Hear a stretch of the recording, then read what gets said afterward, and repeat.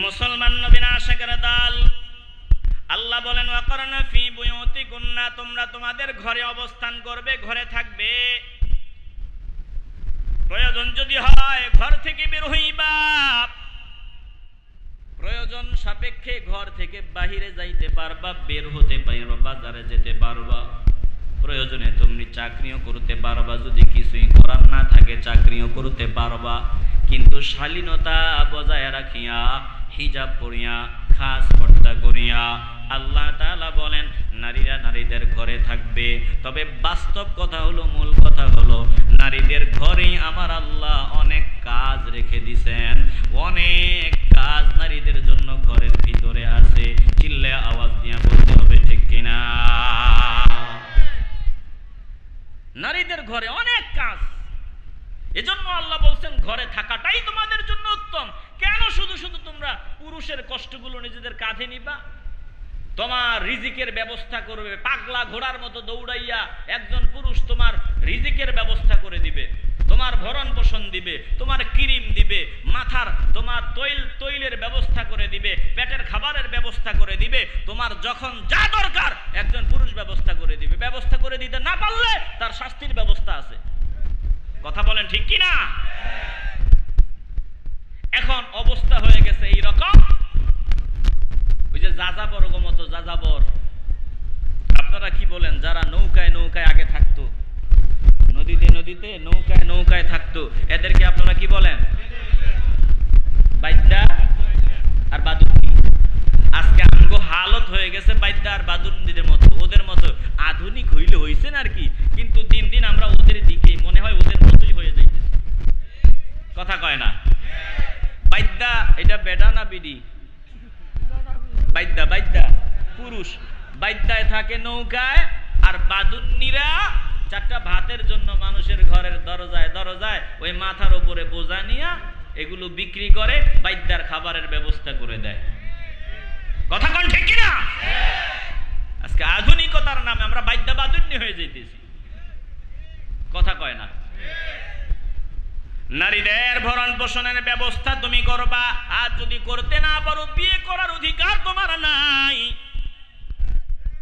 মুসলমান নবীর আশিকের দল নারীদের ঘরেই অনেক কাজ। এজন্য আল্লাহ বলছেন ওয়াকরনা ফি বুয়ুতিকুন্না, ও নারীদের দল তোমরা তোমাদের ঘরেই অবস্থান করবে, কারণ ঘরে তোমাদের প্রচুর কাজ, রান্না বান্নার কাজ আছে। এরপরে সন্তান যখন তোমার পেটে আসবে তখন এই পেট তারা বাহিরে মানুষকে দেখানো সমুচিত হবে না। সন্তান পেটে নিয়ে ঘরে রিল্যাক্সে থাকাটাই তোমার জন্য উত্তম হবে।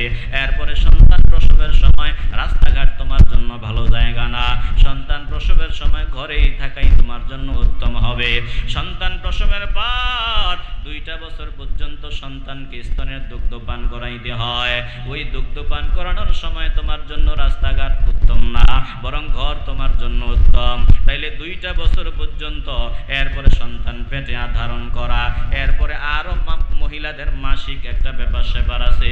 এই সব কিছু মিলাইয়া আল্লাহ বললেন ওয়াকরনা ফি বুয়ুতিকুন্না, তোমরা তোমাদের ঘরেই অবস্থান করবে। ঘরের ভিতরে অবস্থান করা নারীদের জন্য উত্তম, কারণ আমার আল্লাহ ঘরটা নারীদের জন্য কর্মস্থল বানায় দিয়েছেন।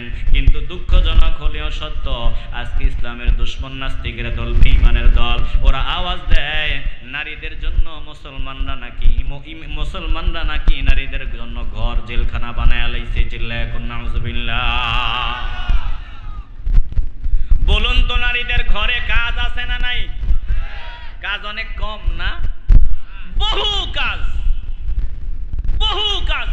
নারীরা জাতি গঠন করবে, নারীরা আদর্শবান সন্তান তৈরি করবে। একজন পুরুষ তো তার সন্তানকে অতটা সময় দিতে পারে না, পাগলা ঘোড়ার মতো দৌড়ায়। কিভাবে রিজিকের ব্যবস্থা করা যায়, চাকরিতে সময় দেয়, বিভিন্ন কাজে সময় দেয়। আর নারী সন্তানকে নিয়ে ঘরে থাকে।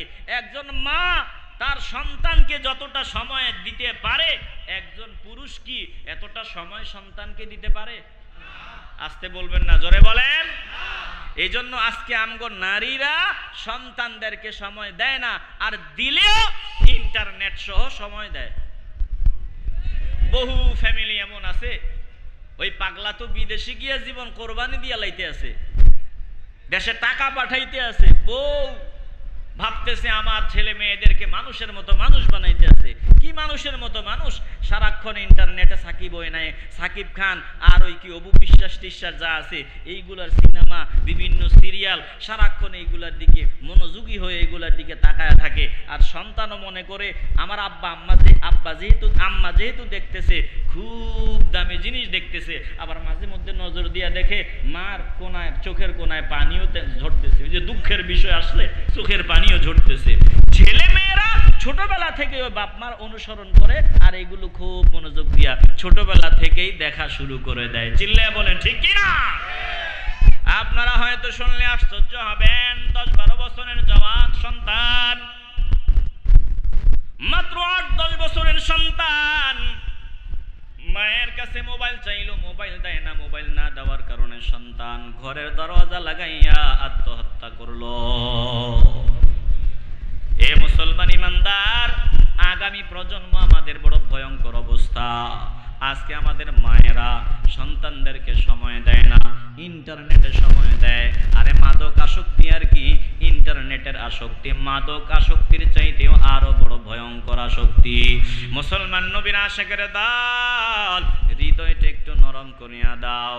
এই যে আমরা, আমাদের মারা আজকে সন্তানদের সময় দেয় না, সন্তানদেরকে সময় দেয় না, এই সন্তানরাও যখন বড় হবে বাপ মাকে ঠিক মতো সম্মান দিবে না, সময় দিবে না। চিল্লা এখন ঠিক কিনা? বিরক্ত হচ্ছেন আপনারা?